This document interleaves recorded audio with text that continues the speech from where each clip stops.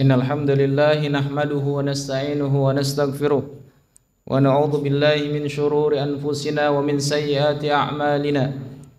May yahdihillahu fala mudilla lahu wa may yudlil fala hadiya lahu. Wa ashhadu an la ilaha illallah wahdahu la syarika lahu wa ashhadu anna Muhammadan 'abduhu wa rasuluhu alladzi la nabiyya ba'dahu. Qala Allah ta'ala fi kitabihil karim: Ya ayyuhalladzina amanu taqullaha haqqa tuqatih wa la tamutunna illa wa antum muslimun.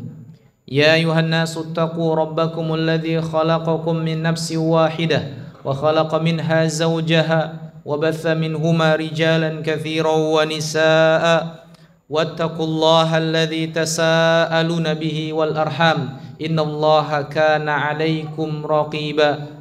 Ya ayyuhalladzina amanu taqullaha wa qulu qawlan sadida yuslih lakum a'malakum wa yaghfir lakum dhunubakum wa may yuti'illaha wa rasulahu faqad faza fawzan 'azima.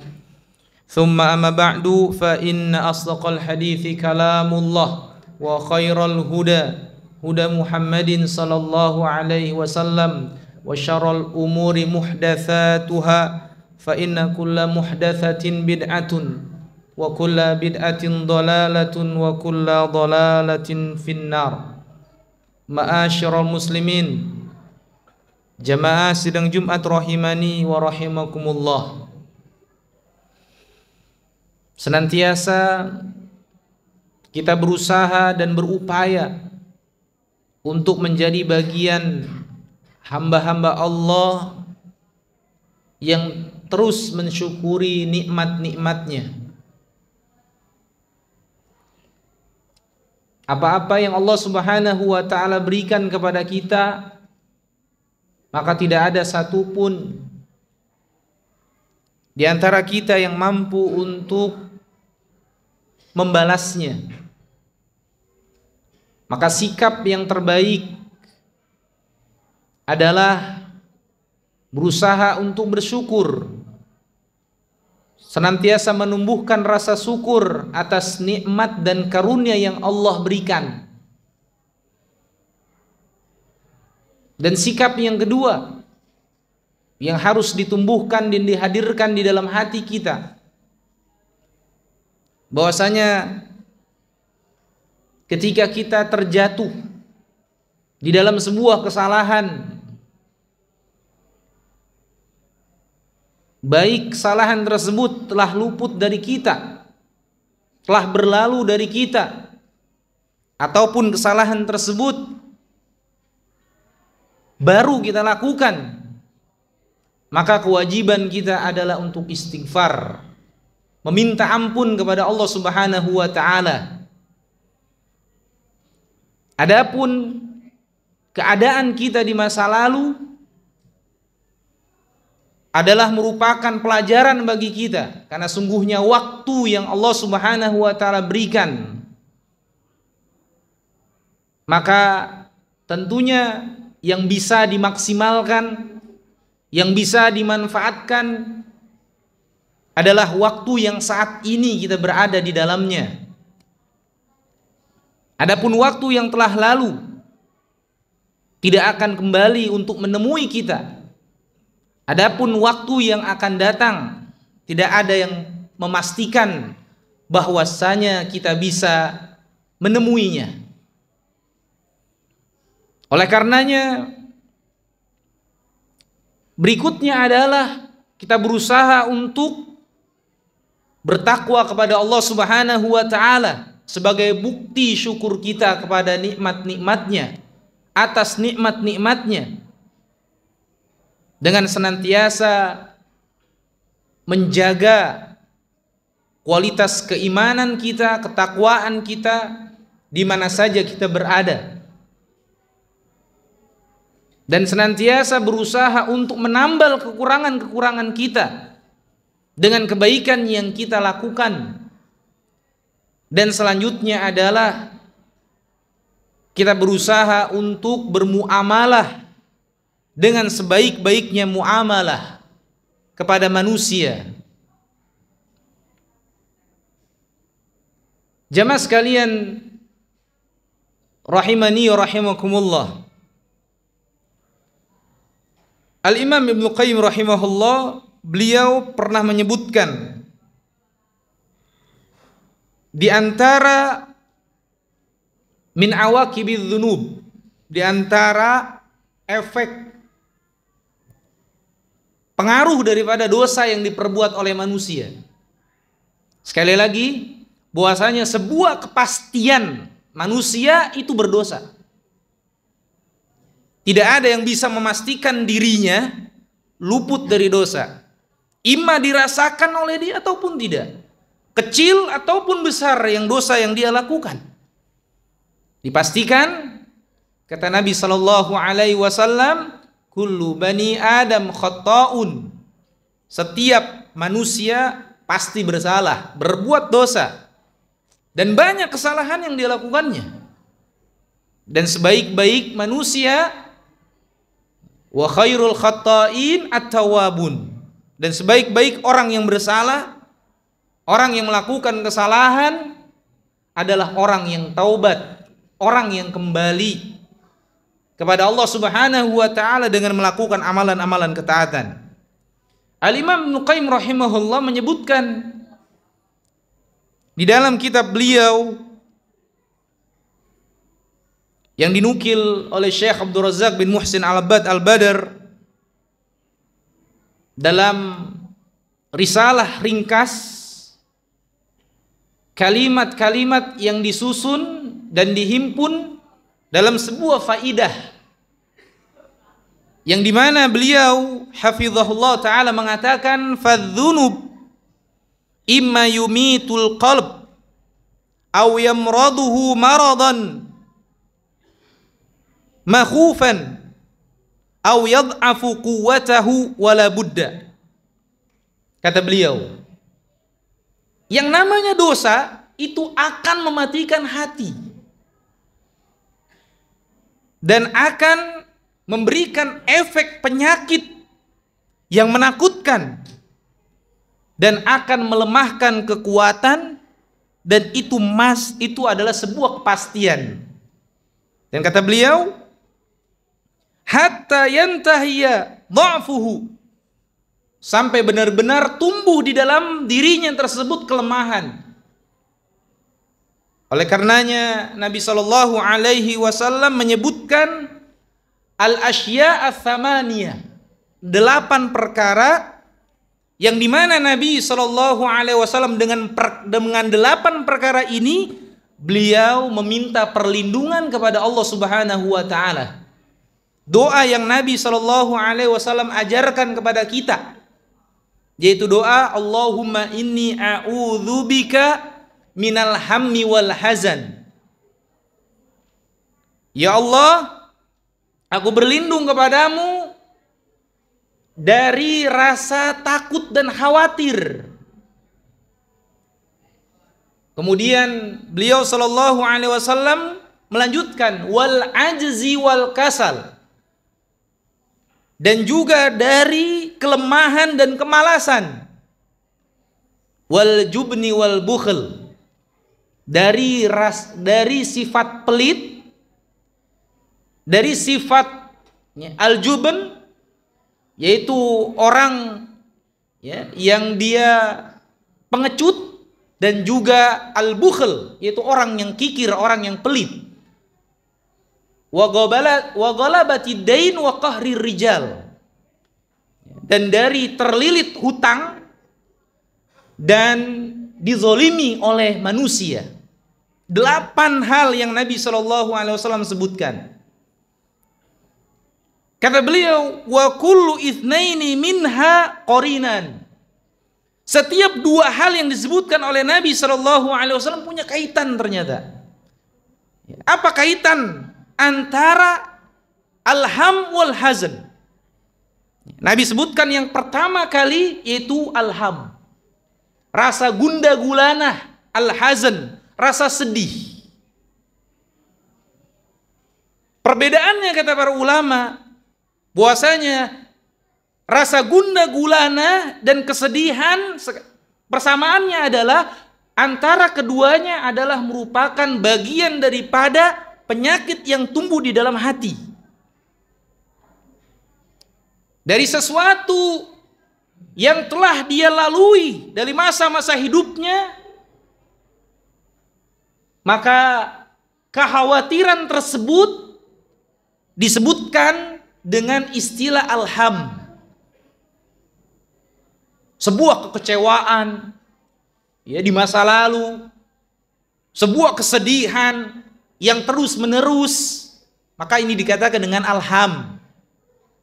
Adapun al-huzn, yaitu kesedihan, di sini adalah kesedihan kekhawatiran dia dari sesuatu yang dia benci yang akan terjadi pada dirinya pada masa yang akan datang, padahal ini belum terjadi. Inilah kekhawatiran yang banyak ada pada manusia sekarang. Belum apa-apa sudah khawatir. Bergantinya tahun sudah khawatir. Bahkan sebelum bergantinya tahun sudah khawatir. Kalau terjadi sesuatu pada dirinya, apalagi terkait dengan urusan dunianya, dia khawatir kalau Allah Subhanahu wa ta'ala memberikan takdir yang buruk untuknya. Padahal keimanan kita bukan hanya terhadap takdir yang baik saja, namun keimanan kita dituntut untuk mengimani takdir yang buruk juga yang menimpa kita. Karena apa? Karena sungguhnya boleh jadi ada hikmah yang kita ketahui ataupun belum kita ketahui. Maka itu yang pertama. Maka kata beliau, wa in kana min amril madin qad waqa'a ahdatsal huzn. Masa setiap kekhawatiran yang akan muncul, yang akan terjadi di masa yang akan datang, maka ini dinamakan dengan kesedihan. Makanya Nabi minta perlindungan dari dua hal ini.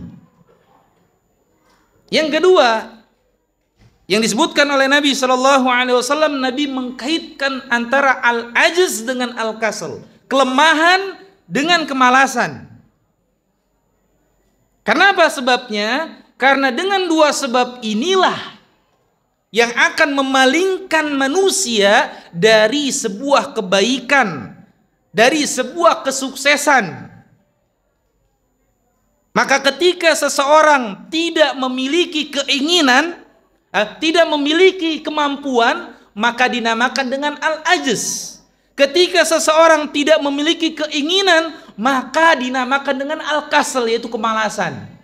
Orang tidak memiliki keinginan untuk melakukan perbuatan yang baik, yang bermanfaat buat dirinya, maka ini adalah sebuah kemalasan.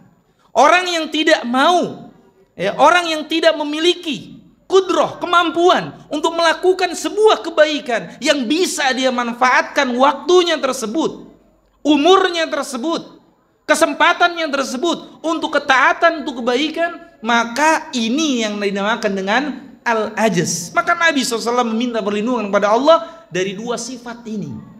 Dan Allah Subhanahu wa ta'ala sebutkan secara khusus tentang orang-orang yang malas. Dan itu dinisbatkan kepada orang-orang munafikun. Kata Allah Subhanahu wa ta'ala, wa idza qamu ila sholati qamu kusala. Lihatlah orang-orang munafikun ketika mereka melaksanakan sholat, mereka berdiri dalam keadaan malas. Allah sebutkan keadaan yang buruk, yaitu keadaan malas. Kenapa? Karena tidak ada sama sekali keinginan bagi dia untuk mendapatkan kebaikan yang banyak dari perbuatan amal soleh, yang padahal amalan tersebut adalah amalan yang menentukan amal seseorang baik dan buruknya, yaitu sholat. Yang berikutnya, Nabi SAW meminta perlindungan kepada Allah, yaitu wal jubn wal bukhl, dari sifat pengecut dan sifat bakhil. Kata beliau, fa in adama naf'i minhu in kana bi bananihi fa huwal jubn wa in kana bi malihi fa huwal bukhl. Kalau ternyata sesuatu yang tidak manfaat tersebut ada pada dirinya, maka ini dinamakan dengan pengecut. Untuk apa? Untuk mengorbankan dirinya, dia tidak mau, khawatir. Lihatlah orang-orang munafikun. Ketika Rasulullah Shallallahu Alaihi Wasallam siapkan kaum muslimin untuk menghadapi kufar Quraisy di perang Uhud pada saat itu, berapa orang-orang munafikun yang padahal ketika itu jumlah daripada kaum muslimin hampir 1000-an, tapi ternyata digembosi oleh orang-orang munafikun yang pengecut, takut untuk mengorbankan jiwanya. Bagaimana ketika mengorbankan hartanya? Maka ini adalah merupakan bagian daripada yang disebut dengan al-bukhl, yaitu pelit. Orang ingin mengorbankan dirinya saja tidak mau, bagaimana dia untuk mengorbankan hartanya? Ini lebih sulit lagi. Oleh karenanya Nabi Shallallahu Alaihi Wasallam minta perlindungan kepada Allah Subhanahu Wa Taala agar tidak memiliki dua sifat ini, karena tidak mungkin terkumpul pada jiwa seseorang, pada diri seseorang, orang yang pemberani kemudian dia bakhil. Tidak mungkin. Orang pemberani pasti dermawan, dan sebaliknya orang yang pengecut pasti bakhil. Inilah yang Nabi SAW minta perlindungan kepada Allah Subhanahu Wa Taala. Dan yang terakhir, yang ketujuh dan yang kedelapan, Nabi SAW meminta perlindungan kepada Allah dari terlilitnya hutang dan dizalimi oleh manusia. Dan kata beliau, fa inna isti'la'il ghair alaihi in kana bihaqqin fa huwa min dhala'id dain. Ternyata ketika ada kekuasaan seseorang, penguasaan seseorang ya terhadap dirinya, kalau itu benar, kalau itu adalah di atas al-haq, karena apa? Karena mau tidak mau hutang itu adalah sebuah hal yang harus dibayar. Tidak ada yang dimana hutang itu tidak dituntut selesai begitu saja, tidak. Bahkan sebelum mayat disolatkan, Nabi Shallallahu Alaihi Wasallam menanyakan terlebih dahulu tentang masalah hutang. Dan ayat yang terpanjang di dalam Al-Baqarah, ayat tentang hutang, ini menunjukkan hal yang sangat penting. Maka terlilit hutang adalah sebuah beban. Maka jangan sampai ketika tahun berganti kemudian bertambah pula hutangnya. Dan yang berikutnya adalah wa qahrir rijal, yaitu dikuasai oleh orang, dizalimi dia. Dan ini kata beliau, wa in kana bi batilin fa huwa min qahrir rijal. Kalau ternyata di atas kebatilan apa yang dia dapat tersebut, maka ini adalah bagian daripada kezaliman yang dilakukan oleh seseorang. Maka adz-dzunub di sini, dosa di sini adalah merupakan di antara, kata Ibnu Qayyim, min aqwa al-asbabil jalibah ats-tsamaniyah. Di antara yang paling kuat, sebab yang paling kuat yang akan mendatangkan ya daripada yang kedelapan tersebut, ya, sebab yang paling terkuat yang dengannya dosa itu muncul, the efek daripada dosa tersebut. Dan sebaliknya, kita pun meminta perlindungan kepada Allah Subhanahu wa taala min jahdil bala, dari segala bala, dari segala bencana, wa darkis syaqa, dan kita minta perlindungan kepada Allah dari pada segala perbuatan buruk, segala kesengsaraan, wasu'il qadha. Kita meminta perlindungan kepada Allah dari keburukan takdir yang Allah tetapkan kepada kita. wa syamatatil a'da, dan dikuasai oleh musuh.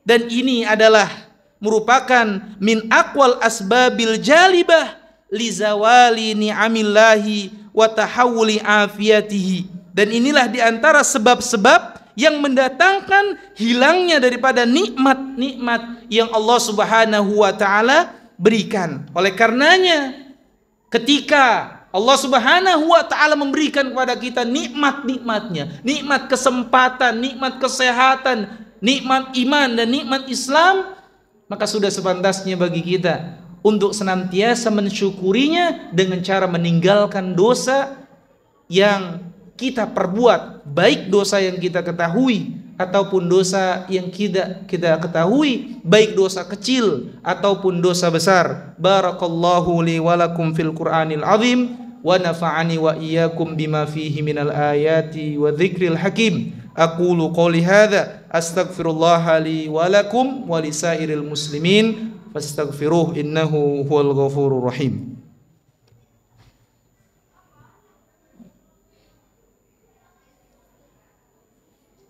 Alhamdulillahi wa kafa wa salatu wa salamu ala sayyidina al-mustafa sayyidina wa habibina wa syafi'ina wa maulana Muhammadin wa ala alihi wa ashabihi wa man tabi'ahum bi ihsanin ila yaumiddin.